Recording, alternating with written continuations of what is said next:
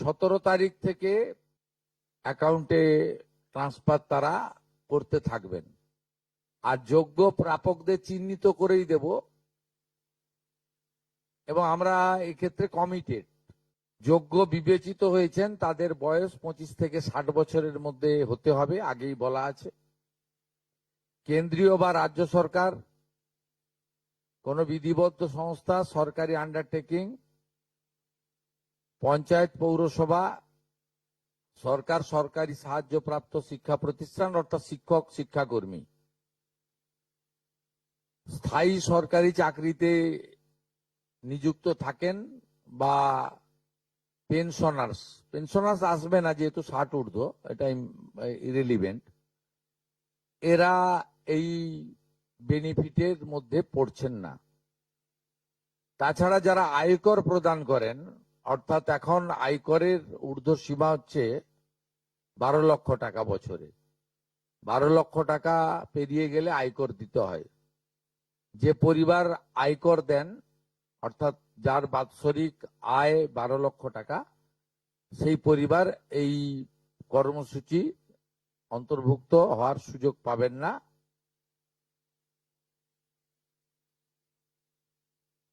এবং যে মহিলা নিজে 10,000 টাকার বেশি নিজে উপার্জন করেন মাসে, তাকেও এর বিবেচনার মধ্যে প্রাথমিকভাবে আনা হয়নি। কিন্তু এক্ষেত্রে যারা ক্যাজুয়াল, কন্ট্রাকচুয়াল, মানে বাড়ির পুরুষ মানুষরা, তাদের বাড়ির পরিবারের স্ত্রী বা অন্যরা বিবেচিত হবেন। যদি কোনো মহিলা, এটা একটি নারী অর্থনৈতিক সশক্তিকরণের স্কিম, সেক্ষেত্রে যিনি সরাসরি নিজে 10,000 টাকার বেশি উপার্জন করেন তাকে বিবেচনা করা হবে না। 25 থেকে 60-এর মধ্যে যারা 3,000 টাকার কম ভাতা পান, ধরুন উইডো পেনশন 1,500 টাকা এই মাস থেকে হয়েছে, গত মাস পর্যন্ত ছিল 1,000 টাকা,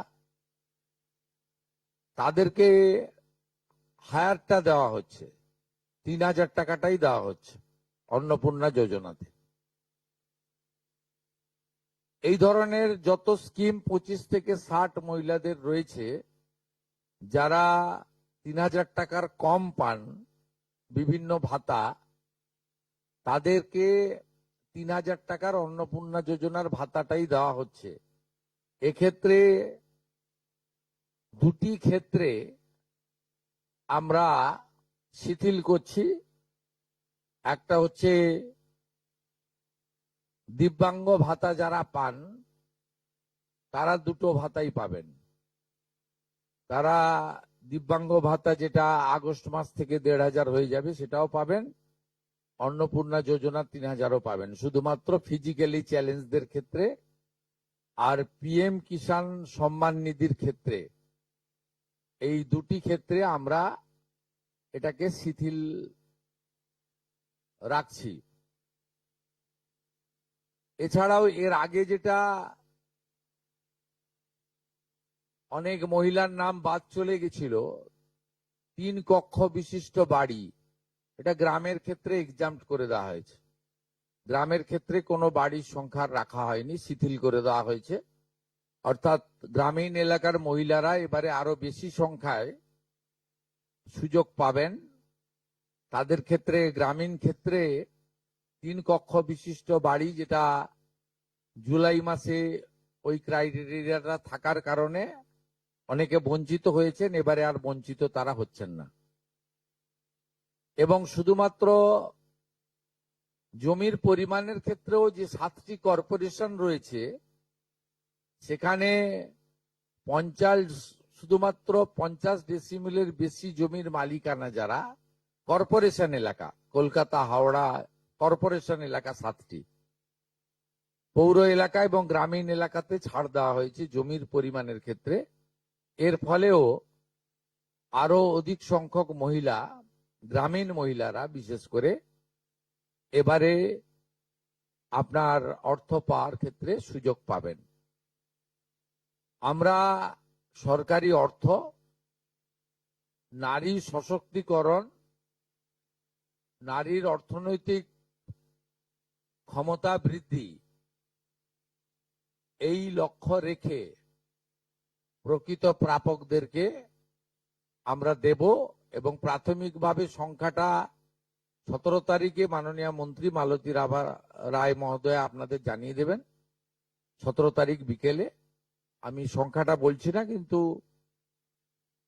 যে কয়েক লক্ষ মহিলা তারা জুলাই মাসে অর্থ থেকে বঞ্চিত হয়েছিলেন, এই 3 কক্ষ বিশিষ্ট বাড়ি বা জমির পরিমাণ ইত্যাদির কারণে তাদের ম্যাক্সিমামটাই এবারে আমরা সংযুক্ত করে দিয়েছি। তাই আমি বিশ্বাস করি যে আগস্ট মাসে প্রদেয় অর্থে 100% না হলেও 99% প্রকৃত প্রাপকদের হাতে আমরা পৌঁছে দিতে পারব। এবং এর সাথে সাথে অভিযোগ পোর্টালও চালু করে দেবেন। যে অভিযোগ পোর্টালেও আমাদের দপ্তরের গাইডলাইনের বাইরে গিয়ে কেউ যদি পেয়ে থাকে আপনারা তথ্য দিয়ে সাহায্য করবেন রাজ্য সরকারকে। আর এই গাইডলাইনের মধ্যে থাকা কোনো দিদি বা বোন যদি বঞ্চিত হন, তিনিও আপনারা আবেদন করবেন এবং এটা কন্টিনিউয়াস প্রসেসের মধ্যে থাকবে। এবং আমরা বিশ্বাস করি আগস্ট মাসে যে তালিকা হবে এই তালিকা আপনারা সবাই অ্যাপ্রিসিয়েট করবেন এবং প্রত্যেক মাসে দ্বিতীয় সপ্তাহে প্রত্যেক মাসে 10 থেকে 15 তারিখের মধ্যে যারা বৈধ প্রাপক হিসেবে চিহ্নিত হলেন তারা পেয়ে যাবেন।